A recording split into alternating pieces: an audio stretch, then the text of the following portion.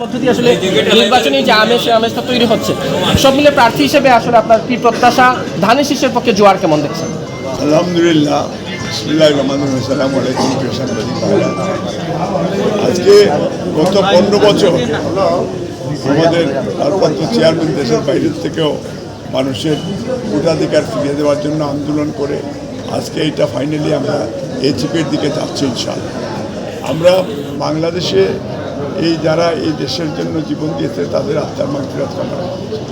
আমরা বিশ্বাস করি যে আজকের এই প্রতীকের মাধ্যমে ফেব্রুয়ারিতে আমরা 12 তারিখে বাংলাদেশের জনগণ, ইয়াং ভোটার প্রত্যেকেই তারা ভোট দিয়ে তাদের সেই সাম্য, মানবিক মর্যাদা, সামাজিক ন্যায় বিচার, পুনঃপ্রতিষ্ঠা, গণতন্ত্র, আইনের শাসন পুনঃপ্রতিষ্ঠা তারা করবে।